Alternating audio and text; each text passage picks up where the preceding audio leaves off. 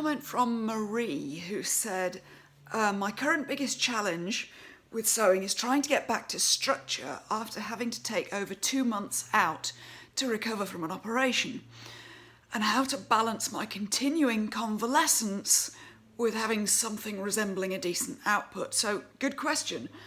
How do you come back after a setback?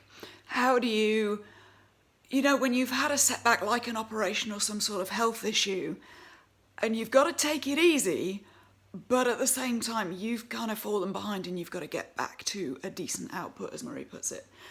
I've got 2 ideas for you on this. First of all, a lot of times we beat ourselves up for having how much we've done or not done in a day, like what is a decent amount. And that's it. We do kind of beat ourselves up. Oh, I should have done a more decent amount. I should have done more. I should have done this. I should have done that. I think what you need to do first of all is to define for yourself what a decent output is right now. And correspondingly, what is a decent amount of rest? I mean, not just when you're in the emotional moment of it being at the end of the day, not being happy with how it's gone, but in a sort of lucid moment when you're feeling kind to yourself, because that's what you need to be too. Try to get a sense of tomorrow, what would be a decent amount of rest and convalescence? What do I need for my health? And what would be a decent output in relation to how much rest I need? How much would be a decent amount to do that would feel like I was making progress and feel like I was getting somewhere and feel like things were starting to get back to normal, and yet would allow me enough time to rest and to do the things I need to do for healing. Because that's what you need there. It's like a decent output. You need to define that.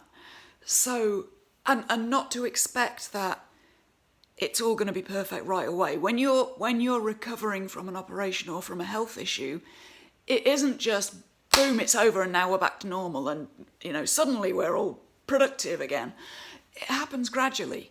So you need to really look at a big picture and take a big picture view. For this stage in my convalescence, where I am now, what do I need and what does the work need and how can we fit those two together? And to be prepared to give yourself small goals and bigger goals next week or next month, and be prepared to not have it perfect. So I hope that helps. The other thing that can help with that is that at the moment you're beating yourself up for not doing enough, but you need to also take stock of what is getting done. We tend to be very good at beating ourselves up about what we haven't done, but we don't take stock of what we have done.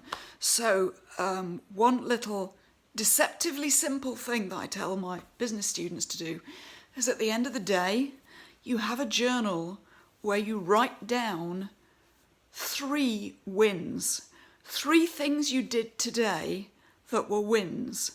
And if you're right at the beginning of that convalescence or you're going through a really tough time now, one of those wins may be that you took a shower today. But you need 3 wins. What are 3 things that went well? Even when I have some of my worst days, it's surprising how I can come up with a list that's usually more than 3 things.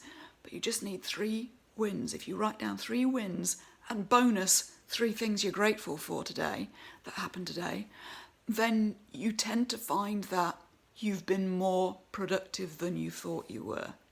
Okay, so I hope that helps, Marie.